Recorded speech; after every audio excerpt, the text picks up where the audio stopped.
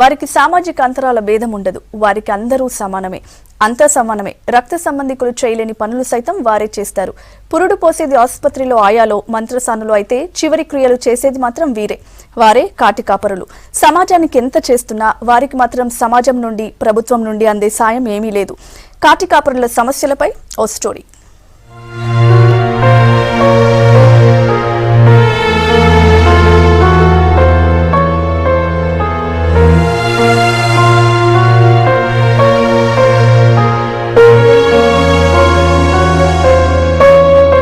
అందరికీ అవసరమైన వారు కాటి కాపరులు.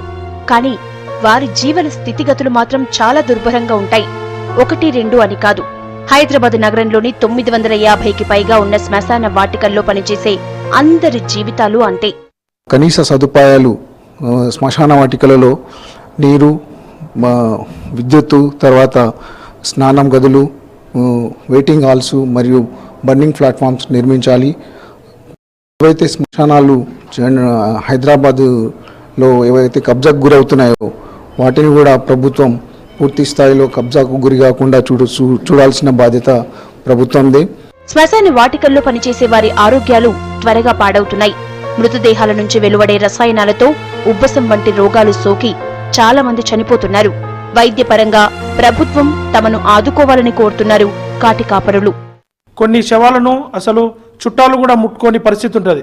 అటువంటి వాటికి కూడా మేమెంతో శ్రద్ధగా మా బాధ్యతను నిర్వర్తిస్తున్నాం. గవర్నమెంట్ వారు మాపై దయ ఉంచి మమ్మల్ని ఆదుకోగలని మనవిస్తున్నాం. మా పిల్లలు చదువుకోవడానికి, మంచి స్కూల్లో చదువుకోవడానికి తగిన సదుపాయం కల్పిస్తారని కోరుకుంటున్నాను. అన్ని రంగాల్లో యాంత్రీకరణ పెరిగినట్లే ఇక్కడ పెరిగింది. దీంతో చాలా మందికి ఉపాధి లేకుండా పోతోందని అంటున్నారు. తమ పిల్లలకు KG to PG విద్యతో పాటు పెన్షన్ లాంటి సౌకర్యాలు కల్పించాలని కోరుతున్నారు. ఉండడానికి ఇండ్లు లేవు మాకు. సీఎం గారు డబుల్ బెడ్రూమ్ అని అన్నారు, కానీ మేము అప్లికేషన్ పెట్టుకున్నాం, అవి కూడా రాలేదు మాకు. అటువంటి మాకు సదుపాయాలు కల్పిస్తే చాలా ధన్యవాదాలు చెప్తాను సీఎం గారికి. ఆక్రమణలకు గురవుతున్న శ్మశాన వాటికల్ని గుర్తించి ప్రభుత్వం చర్యలు తీసుకోవాల్సిన అవసరం ఉందంటున్నారు కాటి కాపరులు. శ్మశానాల్లో కనీస సౌకర్యాలు కల్పించాలని కోరుతున్నారు.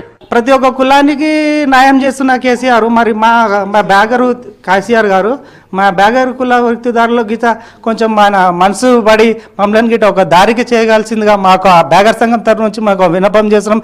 ఇదే వృత్తిలో తమ వారికి ఉపాధి దొరకటం లేదు కాబట్టి ప్రభుత్వం ప్రత్యేకంగా నిధులు కేటాయించి ప్రత్యామ్నాయ అవకాశాలు కల్పించాలని డిమాండ్ చేస్తున్నారు.